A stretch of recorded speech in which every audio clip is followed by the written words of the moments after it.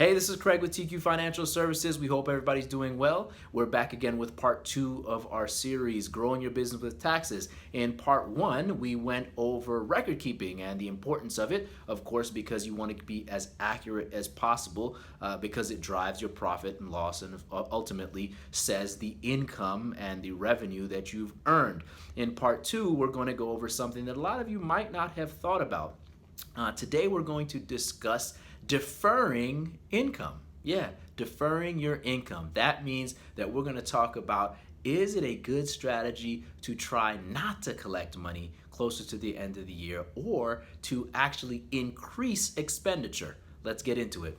So again, the purpose of this video is to try to get our small business owners to think a little bit differently, to understand the role of their role in the business, which is ultimately to keep a lot of their money in their pocket. One of the ways you can do so is deferring your income. This means that the debts or the obligations that people may have with you, you can actually choose not to collect on those debts until the following year. Now, why in the world would you not want to take money if you're telling me you're supposed to be growing the business?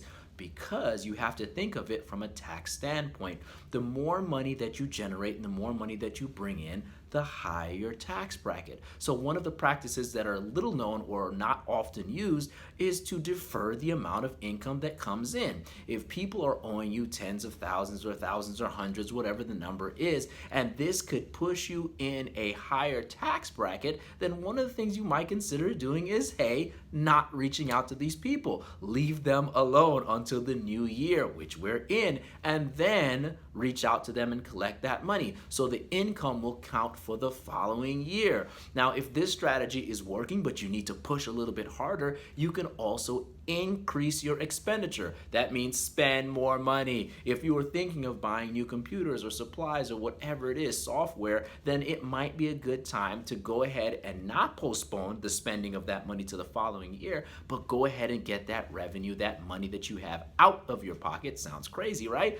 And buy the things you're going to buy anyway so that you increase your expenses and lower your tax liability. Again, these strategies can be used in reverse if you choose not to, which means that you could say, hey, we're at a comfortable place. Let's hold off on buying those same expenses until the next year because we know we're going to have a very busy January, February, first quarter, second quarter, etc. And we need to reduce the amount of income we have by buying expenses or buying things that we know we're going to need anyway. So again, part 2 of this is think about deferring the income that you have. This is a yearly process. As you get into November and December months and you're looking at those net 30, those net 60, those net 90 clients that have not paid you, or for us, clients, hey, you owe us money, we might not come and say, please, please, please send us the money, because if we're trying to adjust or lower our tax brackets after we file our taxes, then it's probably a good thing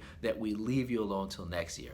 So again, we hope this was helpful. Again, tune in. We'll be doing this series all week long, trying to give you guys great ideas to think about to help you keep all the money you work so hard for in your pockets. Again, any questions, give us a call, 800-413-1456. Follow us on all our social media platforms. We said it 100 times already. Refer, refer, refer. This year more than ever, refer, refer, refer. Support those who support you. Support small businesses, women-owned businesses, minority-owned businesses, black-owned businesses, people of color, whatever you want to represent it as. But guys, it's very important this year. All right? Any questions, again, give us a call. We hope this was helpful. Have a great day.